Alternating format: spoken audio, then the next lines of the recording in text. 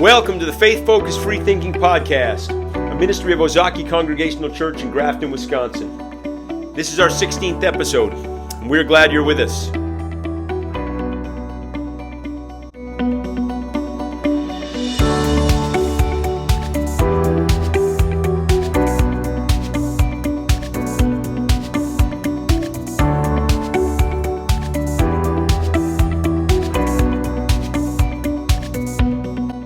Hello, I'm Jeff Larson. Thanks so much for joining us here at the Faith-Focused Free Thinking Podcast. Okay, I'm going to quit saying that I'm going to read one more thing for you, something that I wrote years ago, and talk through it and think about it.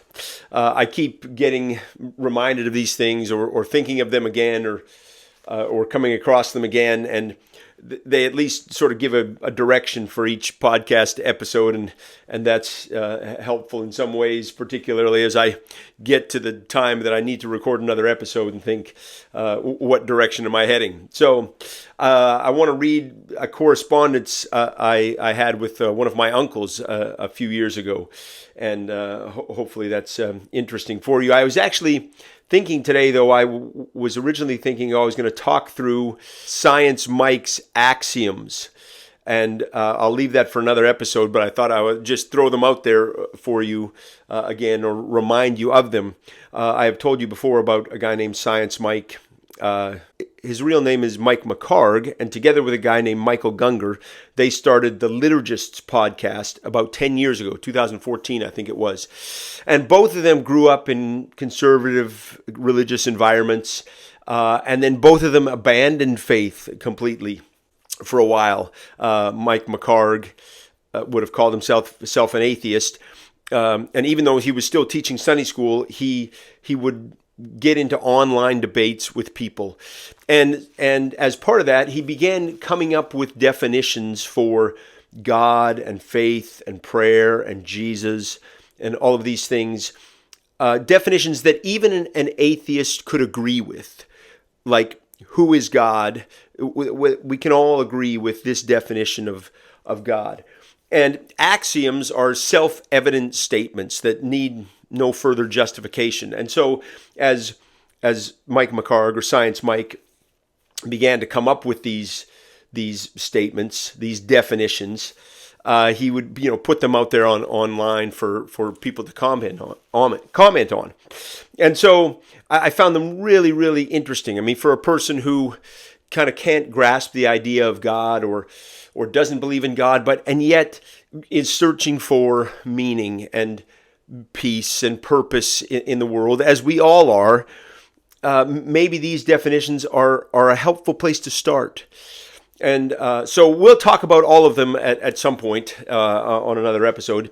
You can find these online. If you just search Science Mike axioms, you will find these definitions, and I just find them really, really helpful. So here's the one for God. And all of these axioms have sort of a two-part rhythm, Science Mike says. The first part is at least. God is at least this. And then the second half is even if that's all God is. So anyways, here's his axiom. Here's his definition for God. God is at least the natural forces that created and sustain the universe as experienced via a psychosocial model in human brains that naturally emerges from innate biases. Even if that is a comprehensive definition for God, the pursuit of this personal, subjective experience can provide meaning, peace, and empathy for others.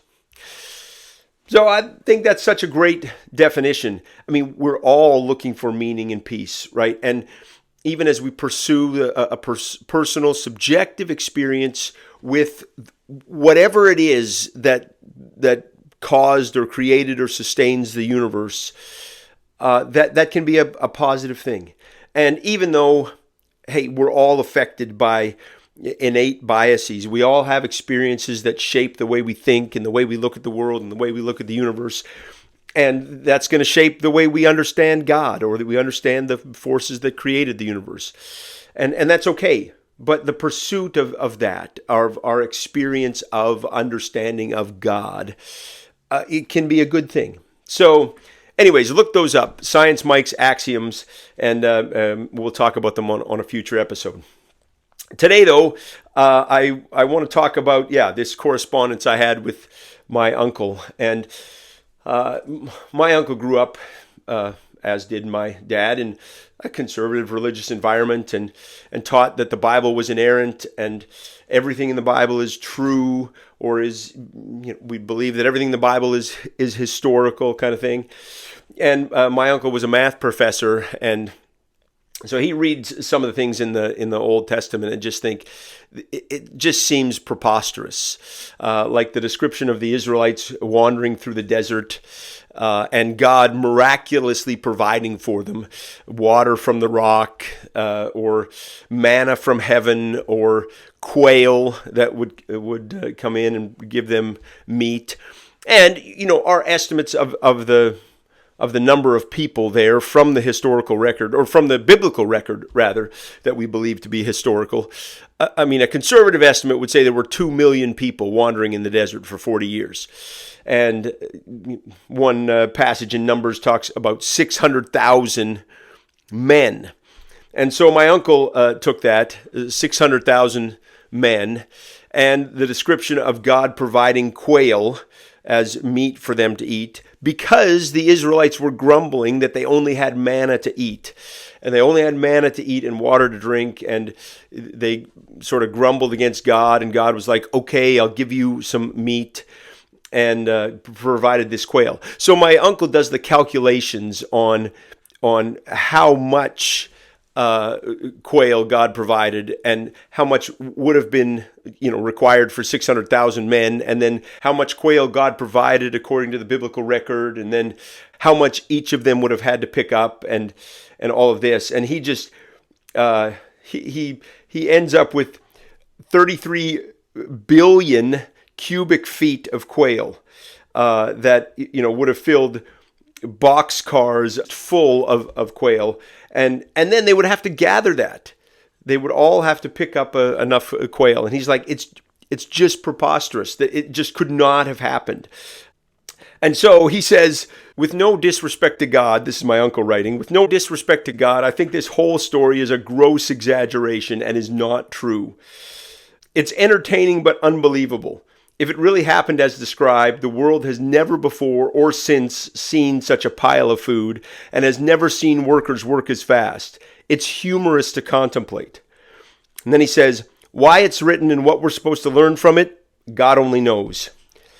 1 or at most 2 cubic feet of quail would be enough to satisfy me for a month. So why would God send 55,000 cubic feet for each person? Was he just showing off? He says, no, God is not the problem. The problem is the written account. It's false. The moral of the story is you can't believe everything written in our Bible. The feeding of the 600,000 is an example. So this is my mathematician uncle trying to make sense of these stories in the Old Testament. And man, it justifiably so. It just seems preposterous sometimes. So he wrote that to me, and I responded to him, and this is what I said. So, good stuff, Uncle Glenn. Impressive calculations. Not enough people put pen to paper on this stuff when we really should. It's mind-boggling. Similar thoughts could be made related to the whole notion of the children of Israel leaving Egypt and wandering in the desert for 40 years. Seems to me if there were 600,000 men on foot, Numbers 1, it gives a census of men, then even a conservative estimate of the total number of people, including women and children, would be at least 2 million. 2 million people wandering in the desert for 40 years surely would have left some evidence that they had been there. If it had happened that way, I imagine there would be a host of related archaeological findings. Surely we would have found some trace, at least something that would suggest 2 million people had wandered in the desert a few thousand years ago. The fact is, there isn't. Archaeology does not support the Israelites wandering in the desert. And I'm okay with that. To me, I'm not worried that the oral stories and traditions passed down from generation to generation got changed or exaggerated along the way so that when they were finally written down, they no longer accurately recounted history.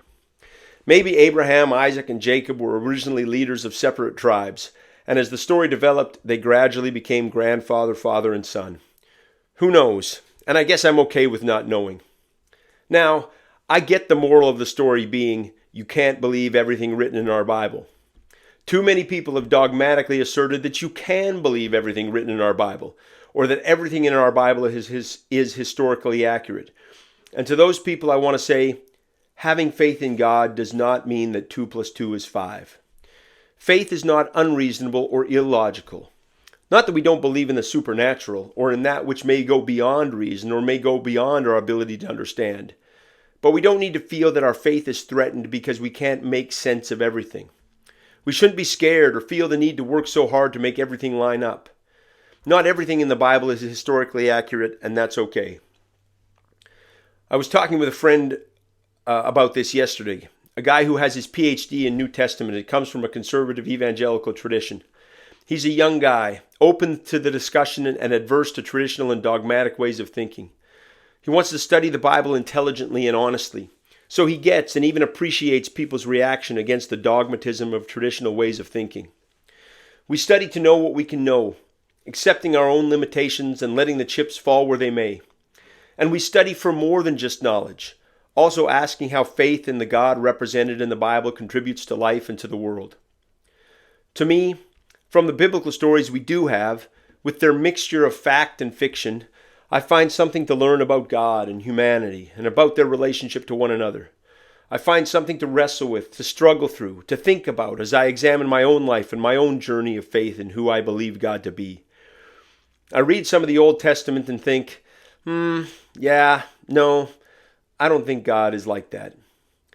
For example, from the quail story, or the stories of the Israelites asking Moses and God for water, I have often wondered, what did God want out of the Israelites? What attitude or approach would have earned the Israelites God's commendation? What was God after? He seems to come off as overly harsh, as though he doesn't appreciate the situation the Israelites are in. He's like a frustrated parent who doesn't want to get out of bed to give his kids breakfast. If all I had been eating was manna for however many days, weeks, months, years, I would have wanted some meat too. Was God wanting the Israelites to say, Moses, we don't mean to complain, we don't want to cause an issue here, but we were just wondering, if it wouldn't be too much trouble, do you think God might give us some meat? We know he can do it. His arm is not too short, and we're really, really grateful to be out of Egypt and living here in the desert, but it would be really nice to have some meat. We were going to bring this up a few months ago, but we didn't want to seem like we were grumbling. And the whole water thing, some of us are getting a little thirsty here in the desert. We know God knows that we need water, and we don't mean to be so demanding by asking for it. And maybe God just wants to push us to the point of dying from thirst so that he can show us he will provide. But we are in a desert after all, so having an adequate supply of water doesn't seem like an unreasonable request, if it's not too much trouble. I put in parentheses, forgive my sarcasm. I think to myself, are you kidding me? I mean, what do you want from them? I can't imagine I would have done any better than they did. And I guess the short answer is, I don't know. How does this whole narrative fit into the God I believe in? What do I take from this part of the book that I believe to be the story of God and humanity, a book that's supposed to inspire, instruct, and encourage me? Maybe I find some comfort in seeing God react the way we do. Maybe God responding to the Israelites' frustration with his own frustration gives him more approachability. Maybe I can see myself in God a little more. Maybe God needs Moses to back him off once in a while, allows himself to be influenced by us, inserts himself into the story he has created for us, and sympathizes with our frustration by expressing his own. I don't know. Maybe there's no good answer. Maybe I just say it doesn't make sense to me. Maybe that's just a part of the Bible I pass over. Maybe I just say it's part of the Israelites recounting their struggle with a journey through a relationship with God. In any case, I choose to believe that God is love, that he loves me, that he has defeated death and given me hope in this life and hope for the life to come. I don't live in fear or worry, nor in certainty, but in peaceful trust in who I believe God to be.